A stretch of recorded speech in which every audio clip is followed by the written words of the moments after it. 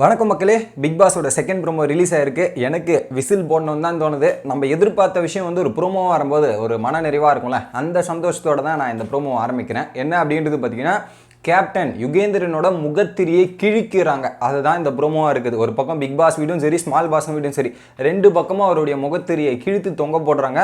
குறிப்பாக நிக்சன், யாரா சாமி நீ எப்படா இங்கே பேசுகிற அப்படின்ற மாதிரி நிக்சன் வேற மாதிரி ஒரு சம்பவம் செஞ்சுட்டாப்புல இந்த ப்ரோமோவில்.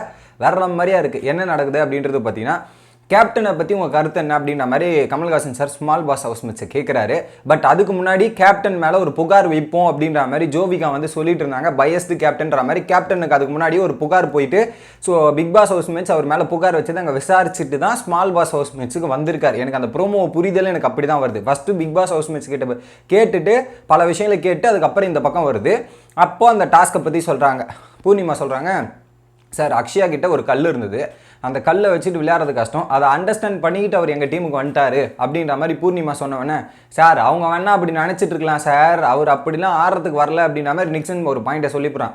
அவர் இங்கேருந்து வந்து அந்த டீமுக்கு விளையாடுறதுக்கெலாம் போல, ஸோ அவர் அந்த டீம்லேருந்து எங்களுக்கு ஹெல்ப் பண்ணுறதுக்காக தான் உள்ளே போனார், அதுக்கேற்ற மாதிரி ஹெல்ப்பும் பண்ணாருன்ற மாதிரி புட்டு வச்சுட்டாப்புல நிக்சன். ஸோ யுகேந்திரன் பண்ண விஷயத்தை அப்படியே டேரெக்டாக போட்டு உடச்சிட்டான். யுகேந்திரன் மூஞ்சி பார்க்கவே முடியல.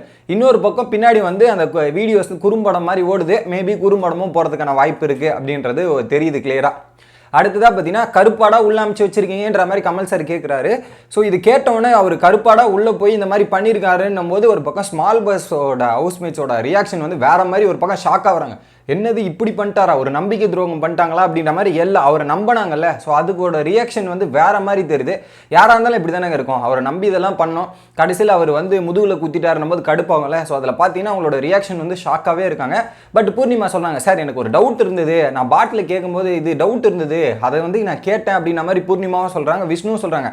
அந்த ஒரு பாட்டில் பூர்ணிமா கேட்டுகிட்டே இருந்தாங்க, அதை கொடுக்கவே இல்லை, அவர் பாட்டு ஓடிட்டே இருந்தார் அப்படின்ற மாதிரி விஷ்ணு அவரோட தரப்பு நியாயத்தை எடுத்து வைக்கிறாரு. கடைசியில் கமல்ஹாசன் சார் சொல்லிட்டாரு, ஸோ நீங்கள் வந்து இந்த மாதிரி போயிட்டு தப்பான ஸ்ட்ராட்டஜியால் நீங்கள் மாட்டிட்டீங்களா அப்படின்ற மாதிரி சொல்கிறாரு. என்னை பொறுத்தவரை இது ஸ்ட்ராட்டஜியே கிடையாதுங்க, இது ஒரு நியாயம் இல்லாத தன்மை. ஒரு டீமுக்குன்னா லாயல்ட்டி முக்கியம்.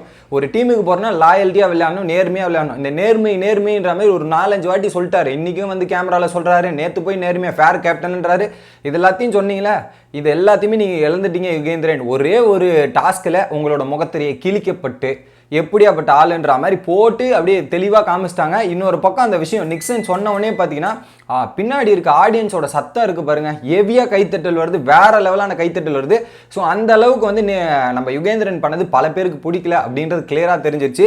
இது வெறும் ட்ரைலர் தான்மா, இன்னும் மெயின் பிக்சர் எபிசோடில் தான்மா பார்க்கணும் அப்படின்ற மாதிரி தான் என்னோட கருத்து. உங்களோட கருத்து என்ன அப்படின்றத கமெண்ட் பண்ணுங்கள் மக்களே.